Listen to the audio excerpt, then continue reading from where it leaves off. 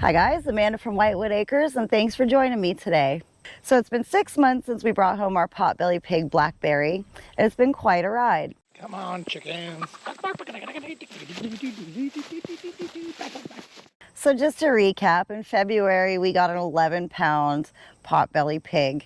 So we had to kind of keep him corralled in the dining room, mostly for his own safety. He was so small and incredibly fast and like terrified of everything. So it wouldn't take much for him to just shoot out the door or through the rungs in our banister and fall to the floor below. So we really had to be careful that he was in a safe place, that he couldn't hurt himself. And we also needed him to trust us.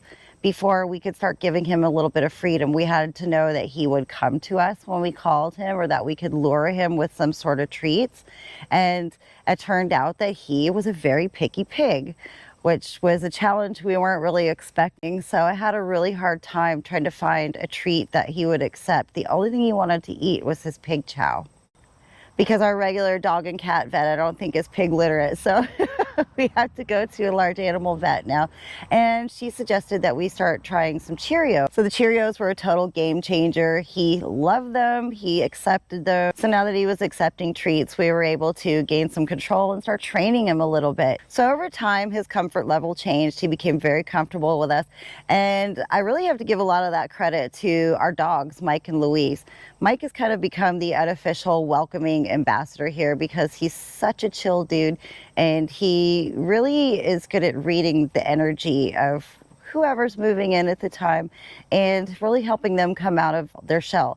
So Blackberry tended to follow around Mike and Louise, and it kind of became a real monkey see, monkey do situation. So I really tried to use that to our advantage and started incorporating the dogs into training the pig. So we're in southeastern Ontario, and we got Blackberry in February, and he was only 11 pounds, and it was way too cold to be letting him go outside. So we did spend a couple months here in the house till it started to warm up, and then it came time to start bringing him outside. Rick and I built him a beautiful paddock just outside of our garage. We built him a ramp to come out of the house, but he would not cross the threshold of our door to go down the ramp. This is where the dogs came in handy. He started watching the dogs go in and out of the door and down the ramp. And sure enough, I started involving them in trying to get him to go down the ramp. And it didn't take long before he was just following them mindlessly. He was not even thinking about it. He was just doing what they do. So I'm pretty sure, even though he's a potbelly pig, that he identifies as canine. So if you watched our first video, you know that Blackberry was using a litter box in the house. And you might be wondering, are we still using that litter box? Where does he go to the bathroom now? So funny enough, like I said, he's kind of adopted the ways of the dogs. So he's learned to just ask to go outside at the door, just like the dogs do. So if he needs to go out, he goes out, and then he does his business and he comes back in, or he goes back to his paddock. So I am happy to say that the litter box is long gone, and I would like to never see it again. So even though Blackberry does have a house and a paddock outdoors, he is our house pig, so he does live in the house. We have a pretty great routine. I get up really early, like 5:30, 6 o'clock, and the first thing I do is let the dogs out and the pig. And so he goes straight to his paddock. I don't have to tell him anything. Down the ramp, straight to his paddock, and he goes out and he does his business. And in the meantime, I kind of run around, open up the garage, put on my boots, and then I grab the dogs, and we all walk out to the chicken coop together, which is quite a hike from the house. I throw a few Cheerios on the ground, and he just kind of roots around and does his thing while I'm letting the chickens out. And then when we're done, I kind of call everybody and gather them up, and we walk all the way back to the house. And he goes back to his paddock. He has his breakfast and stays out there the entire day. I fill up a little pool for him.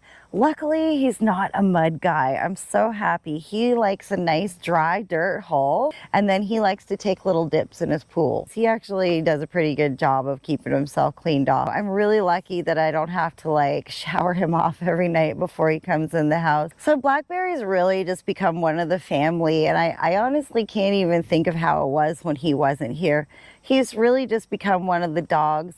And, you know, we kind of started walking him around the property like one of the dogs. And I'll admit that was really scary at first, because you can't put a collar around a potato, and we're not completely fenced here. We are better on a couple sides, but not completely. So it was a little nerve-wracking taking him on our first walks, but I mean, like I said before, he followed the dogs, he did what the dogs did, and it turns out he's our best behaved dog. His recall is on point. He comes as soon as he's called, and he's a really good little pig dog. We usually take 2 walks a day, one in the morning and one in the evening. I always keep a little bowl of Cheerios with me just in case, because like I said, I've got nothing to grab onto. He has no collar or anything. So I've learned that he will follow a bowl of Cheerios anywhere. So if he's having a stubborn moment, the Cheerios usually will do the trick for me. So he grew out of his first crate and he likes to have a little den. So we got him another extra large crate. We still don't know how big Blackberry's gonna get. It's a mystery to us.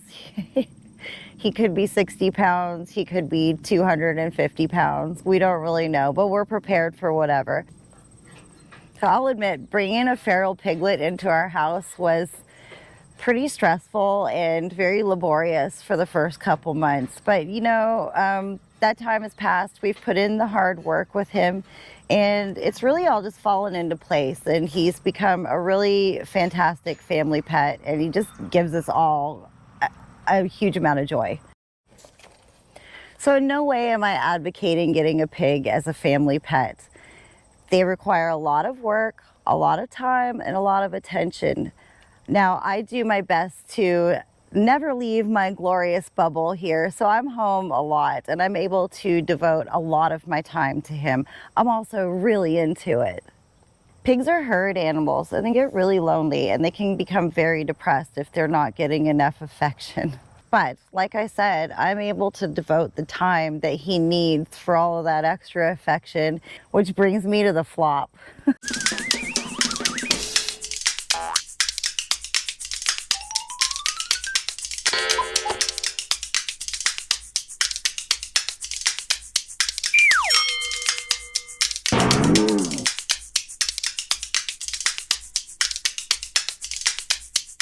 When you give him a tummy rub or you behind his ear or you hit his spot, he just flops. So all in all, I would say, and I think everyone in the family would agree with me, that Blackberry was a fabulous addition to the family.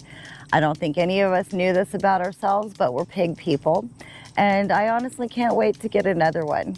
So that's life with BB Piggles. I hope you enjoyed this video and you keep watching to see how he grows. See you on the next one. Good night.